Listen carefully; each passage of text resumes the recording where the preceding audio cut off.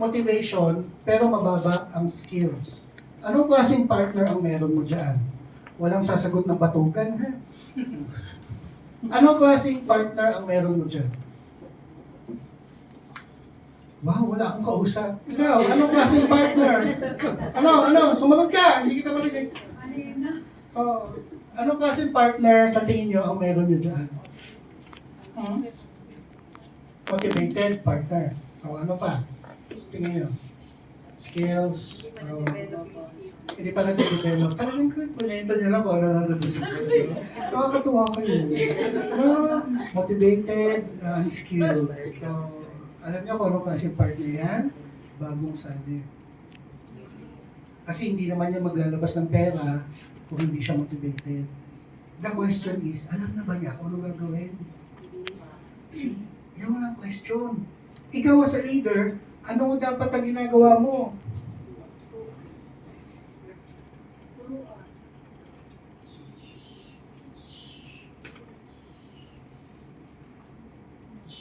You should teach and mentor. Kasi sa iyo magagaling, through your experience, ano ba ituturo mo sa kanya? Sa prospecting, ito naging experience ko, di ba? Sana ako nakakuha ng 100 names. Everything like that. Tuturuan mo. Bakit? Bakit mo kailangan turuan? Para yung kanyang skills tumaas, at the same time, motivation niya mataas. Tama? So kung ganito na ang member mo, ano dapat ang ginagawa mo? As a leader. Alam niyo ba? Sabi ko na nga ba, wala akong kausap na leader. Follow up. Bukod pa doon, ito dapat yun. Ano, isabak mo na?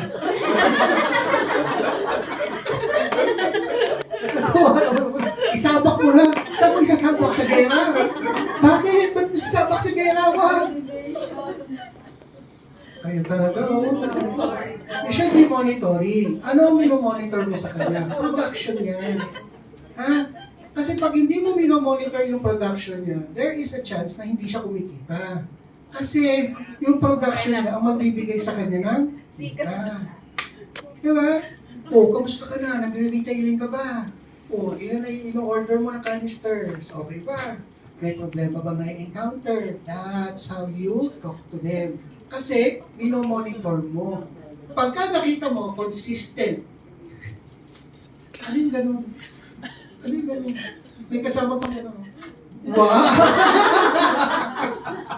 Ay, biro na. Pagka nakita mo na capable na yung business partner mo, monitor ka na lang. Ang minomonitor mo, yung production niya. Kaya nga kayo may dashboard eh. Para makita ninyo, ano ba ang production nitong tao ito. Bottom line nyo. Ngayon, pagka minicromanage mo yan, hindi ka nag-monitor lang, minicromanage mo, ito gagawin natin, ito gagawin natin, ito gagawin natin. Pagka ginanong mo yan, mawawalan yan ng gana sa iyo.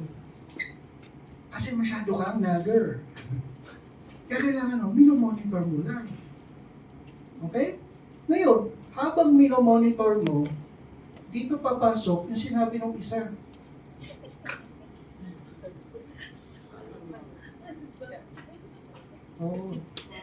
Isasabak mo na. Dito, kailangan nagpa-follow up ka. Bakit importante yung follow-up? Because kung matagal kayong hindi nagko-communicate as leader and partner, there is a tendency na yung partner mo magdi-disconnect sa'yo. And the last thing that you want to happen is mag-disconnect yung partner mo sa'yo because of lack of communication. Parang customer din yan. Pagka nabentahan mo na, pagka malapit na maubos yung kanyang canister, kinikwentuhan mo na, pina-follow up mo na. Because it is the constant communication that will develop you sa mata niya as a leader. Yun, no? Pero kung tahimik ka lang, walang nadidevelop sa mata niya na leader. Ang feeling niya, nag-iisa siya. Clear? Yes. Pwede ba mangyari to? Pwede ba mangyari to? Hindi. Pwede. Ha? Pwede? Talaga? Kailan kaya nangyayari yan? Pag may music pa. Sige, tuloy mo lang. Sasayaw ko dito. Kailan kaya nangyayari yan? Bumabagsak ang motivation, pero yung skills nandun pa rin. Kulang sa? Kulang sa push. Di ba? Kulang sa push. Guys, you do not push a partner. Oo, you do not push a partner. Hindi pa naman. Diba? Sige, sabak!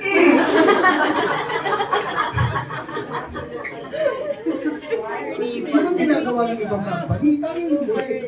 Pagka ito nangyari, ibig sabihin nun, meron siyang personal problem na hindi niya nahigitan.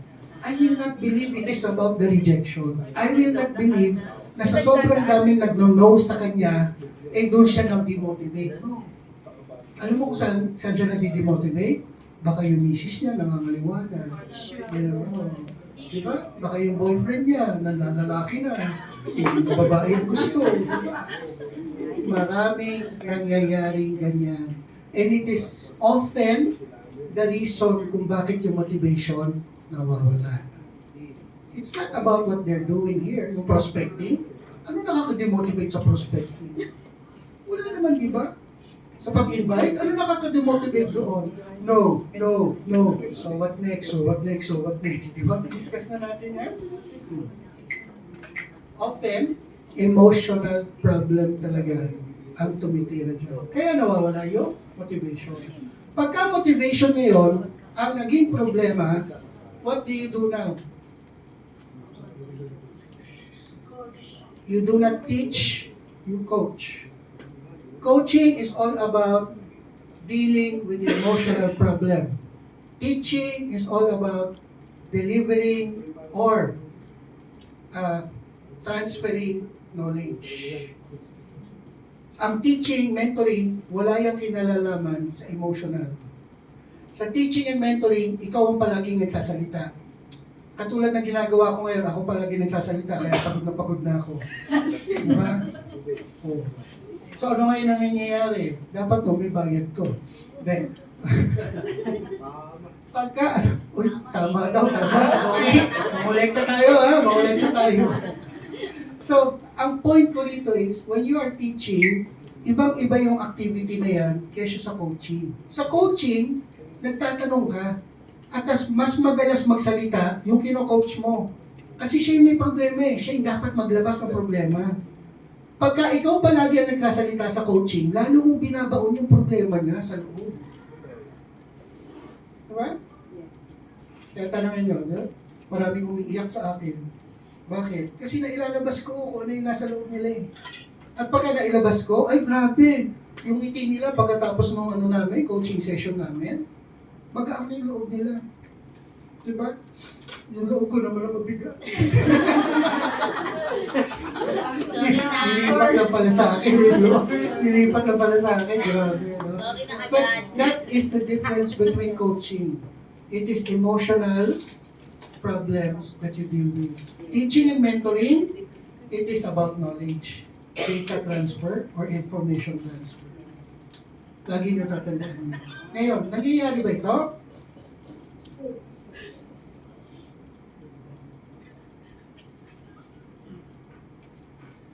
Nangyayari ba yan? Yes. Oh, wow! So, anong klaseng partner meron mo dyan? Wala, oh. Wala naman nakakatawa doon sa sinabi ko. Ah. Patay na.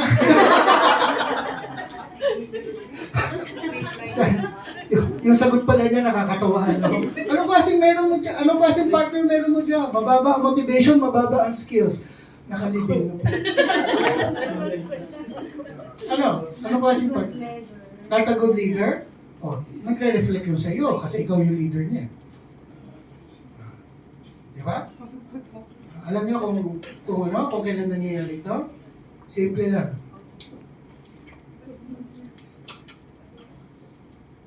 Magaling siya magbenta, magaling mag-sponsor, pero walang alam. Kasi this is all about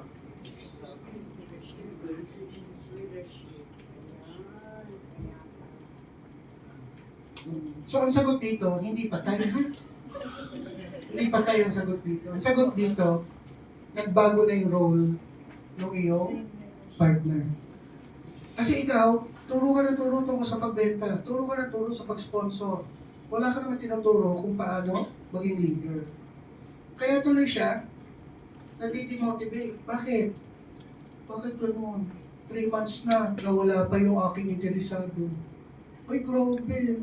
Meron nga ako napapa-starter package. Wala naman nagsiseryoso, walang dumidire-diretso. Bakit ganun? Apply. See? Because, hindi niya alam, as a leader, dapat no, nagtiteach siya, nagme-mentor. As a leader, dapat no, nagmo-monitor siya. As a leader, dapat no, nagpa-follow up siya. As a leader, nagko-coach siya. As a leader. Hindi niya kasi alam kung paano gawin ito mga. Kaya tuloy, skills, wala pa doon yung leadership skills eh. Selling skills na doon, sponsoring skills na doon, pero yung leadership wala. Kaya tuloy bagsak yung skills. Kaya since bagsak yung skills, walang na-maintain ng mga partners, walang tumatagal na partners, di-motivate. Hindi naman bankrupt ito naman. Kung isa patay, tapos ito naman bankrupt. Magkagrupo kayo, no? Sabi ko na nga ba eh, pwede ba dito na lang ako sa grupo? At least dito walang bankrupt at saka patay. So ngayon, pagka ikaw ngayon, mababa ang motivation niya, mababa ang skill sets, ano dapat ang una mong kailangan gawin as a leader? Ano muna kailangan mong gawin as a leader? Kailangan nun, i-motivate mo muna siya. Huwag mo siya kagad ililibing. Seryoso yun. Kasi yung iba, ay, may attitude problem, diyan ka na, bahala ka na dyan. Ganun yung iba eh. O hindi naman kaya, ay naku, ano ba naman yan? Minotivate ko na ng minotivate, ayaw pa rin. Pinakain ko na nga sa restaurant, ayaw pa rin. Ganun yun eh. But the thing is, did you coach him properly? Kasi kung ang sagot mo sa akin hindi, wala kang karapatan, ilibing yung tao. Oo, wala kang karapatan. Kasi hindi mo ginawa ng mabuti yung leadership mo. Pero kung kinoach mo siya ng mabuti, ayaw pa rin niyang mag-respond. Anong kailangan mo nang gawin?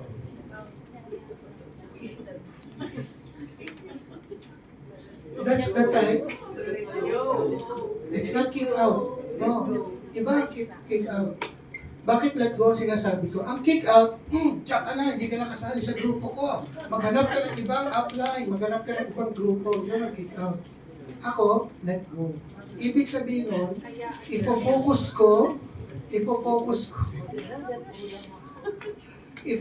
ko yung aking efforts and time sa iba.